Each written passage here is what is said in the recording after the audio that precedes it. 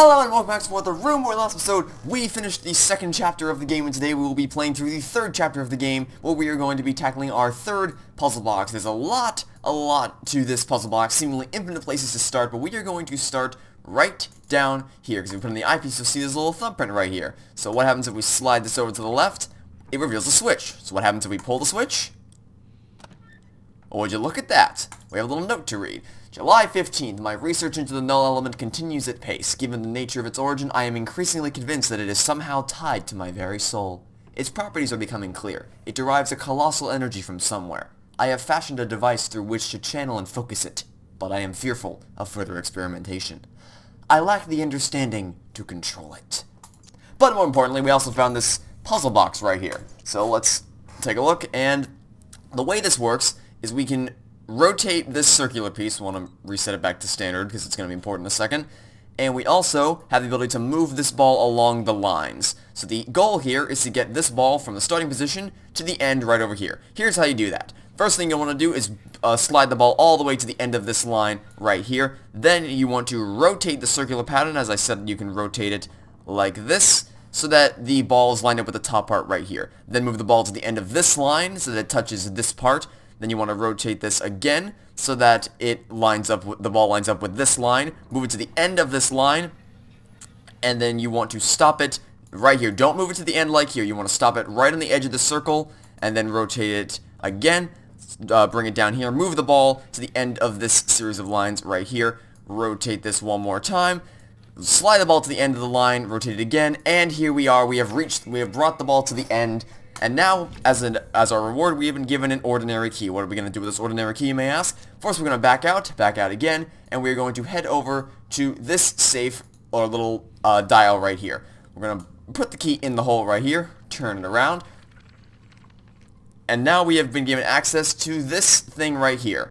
So what you want to do is you want to rotate this to the left until 5 of these things get slid up, then slide it to the right until 4 of them get slid up, then slide all the way to the end of the left, right until you hit the last one on the left side, and spin all the way to the right until you hit the remaining things to reveal a viewfinder right back here.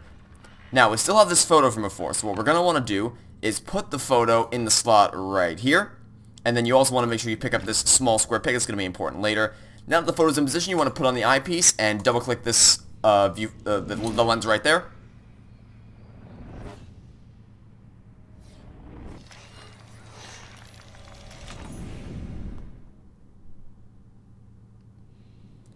Alright, now we've been given another code word, S-I-G-I-L. That's going to be important for later, but for now what we want to do is head to this little panel right here. We want to put, right now we can't do much with this, but if we put on the eyepiece, what we'll discover is that we can rotate the outer circle right here, and what we want to do is rotate it so that it lines up with the left, drag this piece out, drag this piece in the bottom right down further to the bottom right, rotate this again, then pull this piece out to join with the other one, rotate it so that this lines up with the right, pull this out to the right, take out the eyepiece, and put the small square peg in the center, and that will reveal a series of rotating letter dials. And what we are going to want to do, as you've probably been able to determine, is line up the letters so that they spell the word that we were given, which, as we recall, is S-I-G-I-L.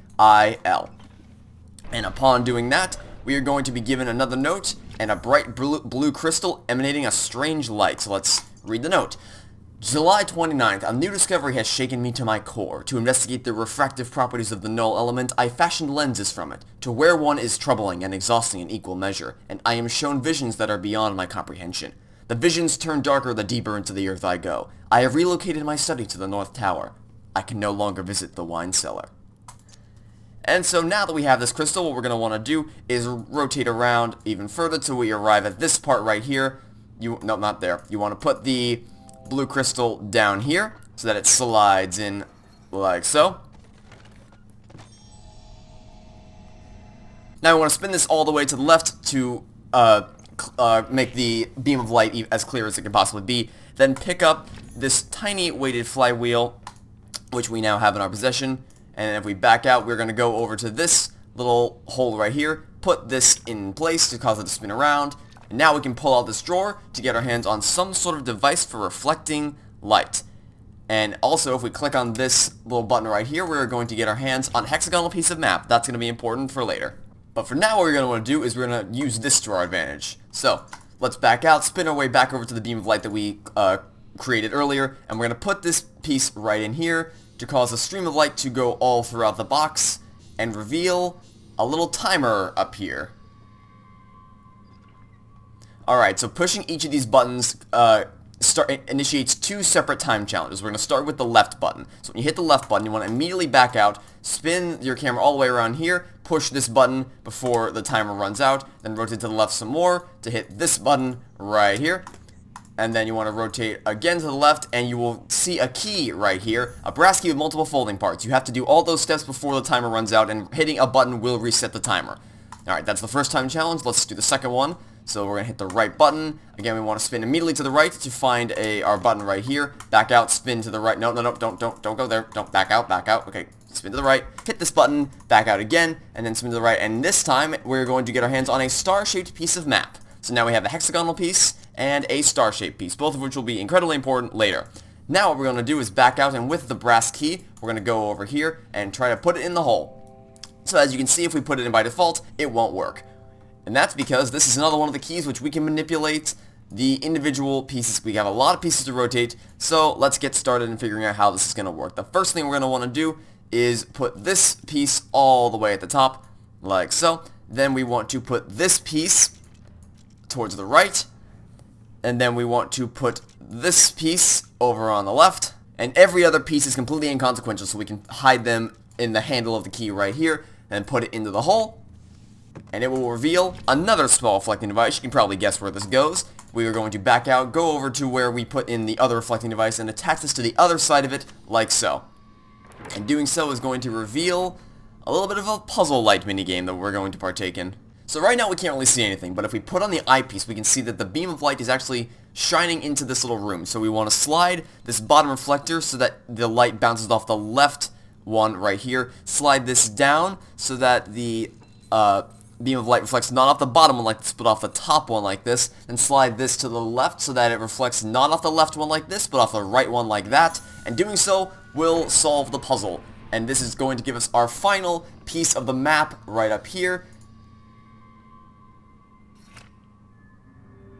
And also give us some pretty visuals to look at. Those are going to be much more important in the next episode, but for now we're going to take this oddly shaped piece of map, and with all three pieces now in our inventory, we're going to head over to the globe, put the oddly shaped piece right here, spin the globe around, put the hexagonal shaped piece right here, to get ourselves a brass winding handle with a square pin, spin it around, and put a star-shaped piece like so. But you'll notice we are still missing one piece of the map. So, where are we going to find this piece of the map, you may ask? Well, you may notice that we now have a handle in our possession, so here's what we're going to do. We're going to go over to this part right here, put the handle into the hole, and then spin it around to reveal nothing. Or at least it looks like nothing, until we put on the eyepiece. And as you may be able to guess, we have to spin this thing around to align the shapes to make it look like the null element, like so. Then just reposition the camera to line it up a little bit more closely. And there we go. We have illuminated the null element, and that is going to give us an intricate wooden box.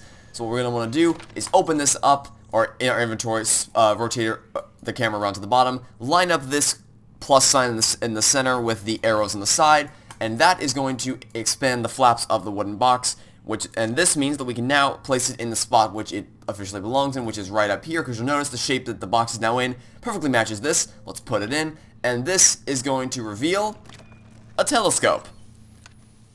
What's going to happen if we look at the telescope? It's going to give us a pattern. I should have mentioned no eyepiece required. We can just look straight to the telescope, and this shows us the pattern which we need to input as a little bit of a code. Where can we do this, you might ask? Well, if we back out and go to one of the only places we haven't actually examined in this box yet, we can input that same pattern we just saw in the telescope on this little panel right here, and that is going to give us our final piece of the map and this note right here.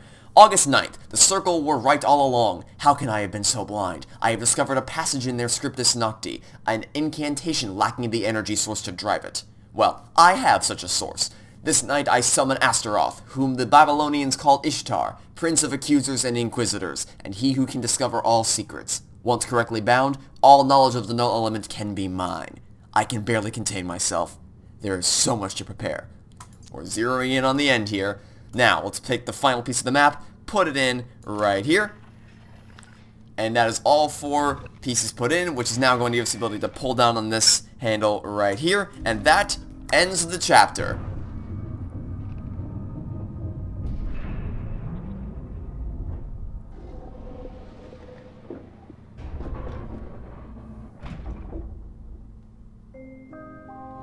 Chapter complete. Pleasing progress, but do you really think you have proven yourself yet? Alright, that'll be this episode. Thanks for watching, and stay tuned for next time to catch you all tomorrow for some more of The Room. Goodbye!